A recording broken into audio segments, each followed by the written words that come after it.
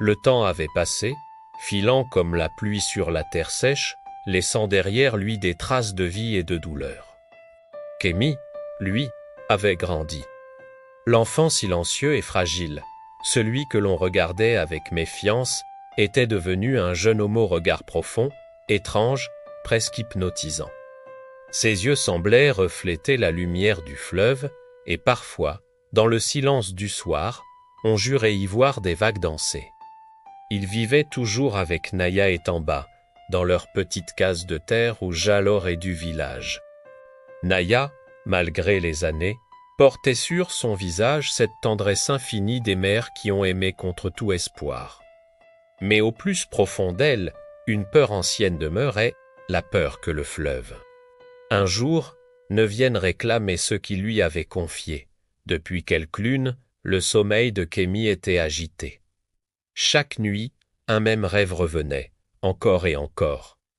Il se voyait marcher dans l'eau, sans ressentir ni le froid, ni la peur. Des poissons dorés tournoyaient autour de lui, et au loin, dans une clarté bleutée, une femme chantait. Une femme d'une beauté triste, à la peau d'ivoire mouillée, aux cheveux flottants comme des algues et aux yeux pareils à 2 perles d'océan.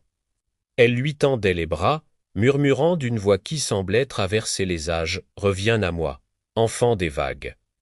Ton souffle n'appartient pas qu'à la terre, mais toujours. » Juste avant qu'il ne puisse la rejoindre, il se réveillait en sursaut, haletant, trempé de sueur, le cœur battant comme un tambour de guerre. Ses rêves le laissaient vidé, à la fois étrangement apaisé et complètement terrifié. Un matin, alors qu'il puisait de l'eau pour sa mère, le fleuve se mit à murmurer. Oui, à murmurer, comme une bouche vivante.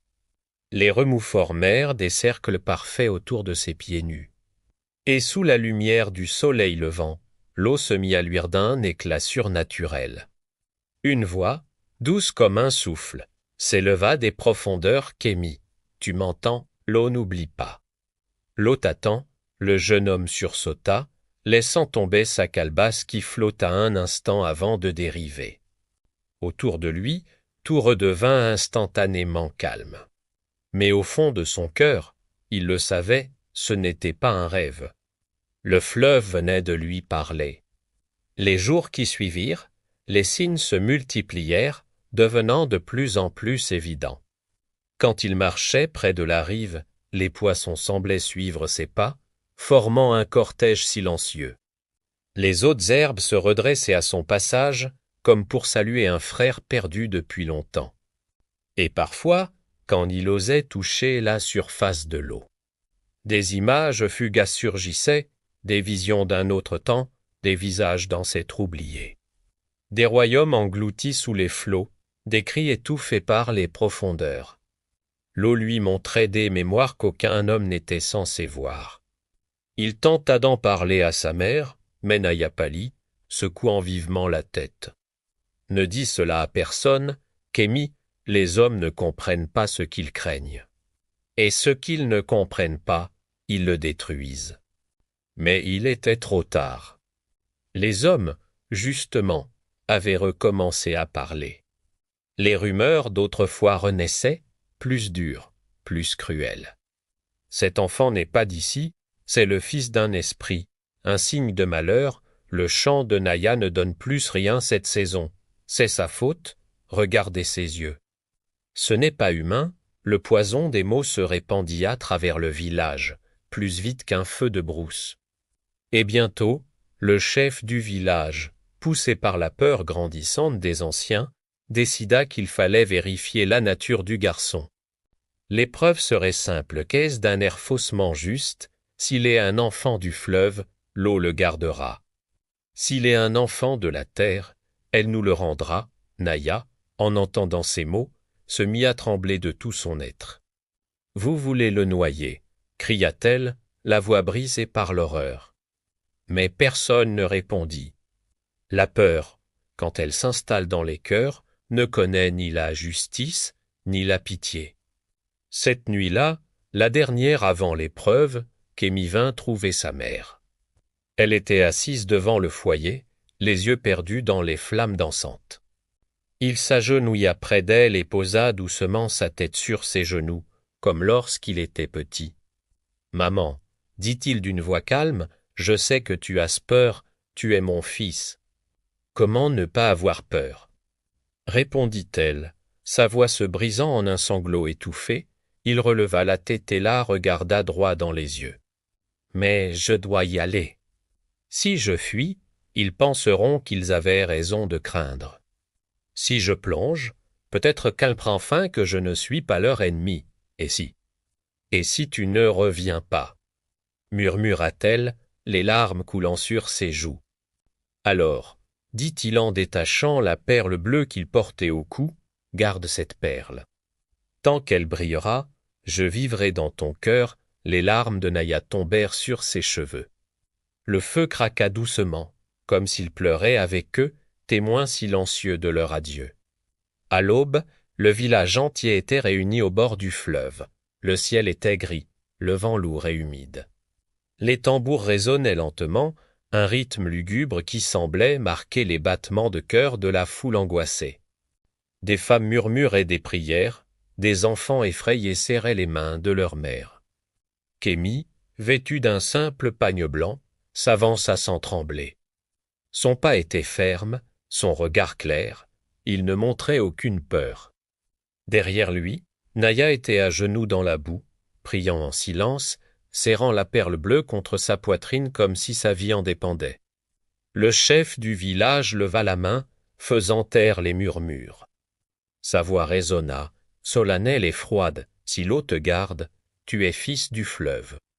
Si elle te rend, tu es fils de la terre. » Que la vérité se montre. Kémi entra dans le fleuve, pas à pas. L'eau monta jusqu'à sa taille, puis à son torse, puis à son cou. Il se retourna une dernière fois vers sa mère, un sourire. Juste un sourire, plein d'amour et de réconfort, puis il plongea. 1 minute passa, puis 2, 3 terriens, le fleuve semblait dormir, indifférent.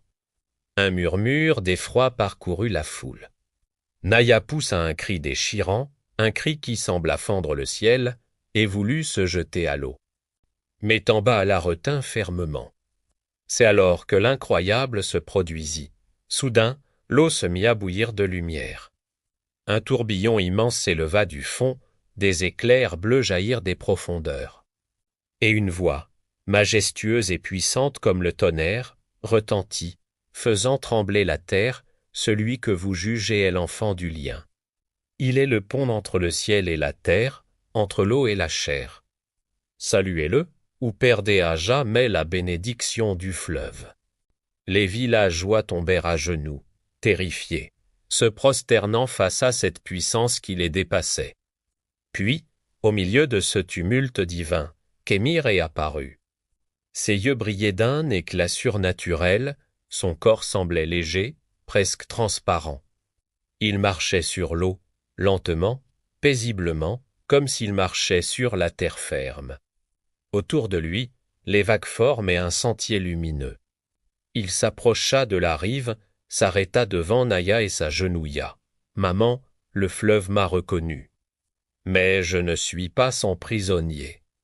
Je suis le pont entre vous. » Ces mots étaient simples, mais leur force fit trembler les anciens. Certains pleuraient de soulagement, d'autres de peur. Même le chef du village, le visage couvert de poussière, s'inclina humblement. Kémi tendit la perle bleue à Naya. « Quand viendra le temps où l'eau m'appellera de nouveau, garde cela. C'est mon souffle, mon cœur, et au loin, dans le fleuve redevenu calme, une forme féminine, belle et triste, apparut un court instant, regardant son fils avec une douceur infinie. Puis elle disparut dans les reflets d'or et du soleil levant. Ce jour-là, le village comprit une leçon essentielle: la peur ne nourrit rien, si ce n'est la destruction. Mais l'amour, lui, peut créer des ponts entre les mondes. Kémi était toujours là, parmi eux, mais chacun savait désormais que son destin était lié au fleuve et que son finirait par le réclamer.